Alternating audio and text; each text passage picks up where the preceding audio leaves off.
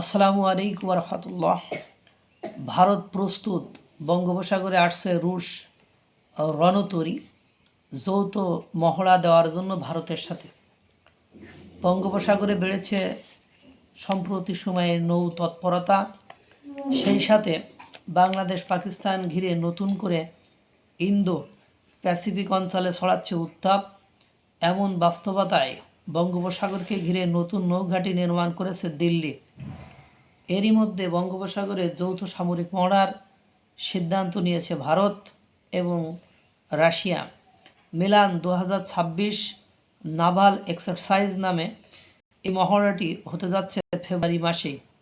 রুশ নৌবাহিনীর বরাত দিয়ে বার্তা সংস্থা তাস জানিয়েছে, মহড়ায় রাশিয়ার মার্শাল রণতরীসহ বিভিন্ন যুদ্ধজাহাজ অংশ নেবে।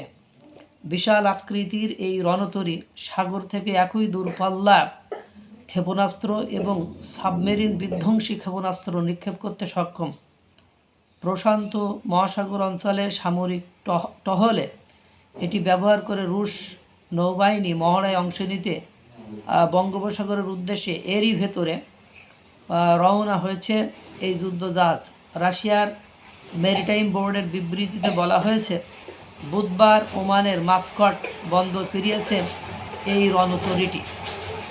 বঙ্গোপসাগরের মহড়া শেষে ভারতের তামিলনাড়ুতে রাজ্যের উদ্দেশ্যে রওনা দিবে এটি, আর তামিলনাড়ুতে ফিরবে আগামী 18 থেকে 25 ফেব্রুয়ারির মধ্যে।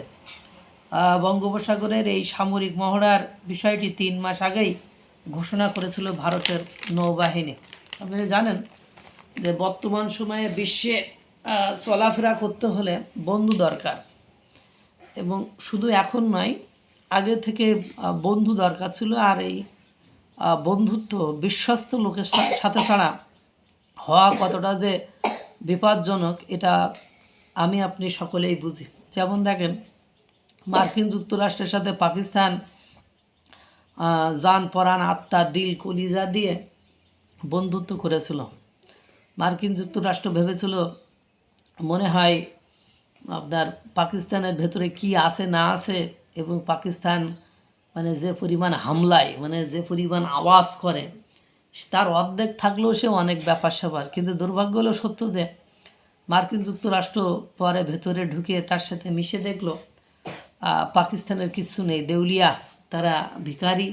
এবং যে জায়গায় মানে খনি আছে বলে তারা দাবি করে, সেটা হলো বালুচিস্তান। তারা ইতিমধ্যে নিজেদেরকে স্বাধীন, মানে বালুচিস্তান লিবারেশন আর্মি বালুচিস্তানকে নিজেদের স্বাধীন ভূখণ্ড বলে মানে ঘোষণা দিয়েছে। আর এই ঘোষণা দেওয়ার পরপরই মানে সেখানে আর মার্কিন যুক্তরাষ্ট্রের মানে ঢোকা বা যাওয়া, যে কাজ করা, এটা কঠিন, কেউ জীবনে ঝুঁকি নিয়ে করতে চায় না। এবং আপনার তেহরিকি তালেবান পাকিস্তান, তারা তো মানে আপনার খাইবার পাখতুনখোয়া অঞ্চলে আছেই, পাশাপাশি পক আছে বিভিন্ন জায়গা থেকে। সুতরাং বর্তমান সময়ে এসে তাদের উপর নিষেধাজ্ঞা দিয়েছে মার্কিন যুক্তরাষ্ট্র, পাকিস্তানের উপর নিষেধাজ্ঞা দিয়েছে।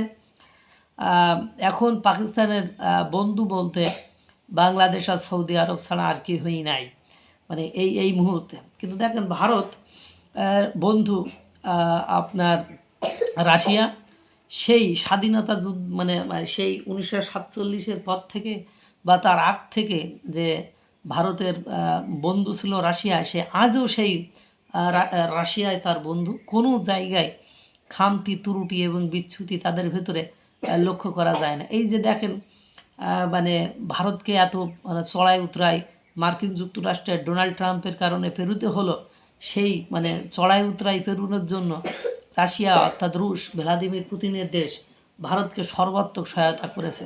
তাদের তেলের মূল্য যখন তখন কমিয়ে দিয়েছে, সাবসিডিজ দিয়েছে।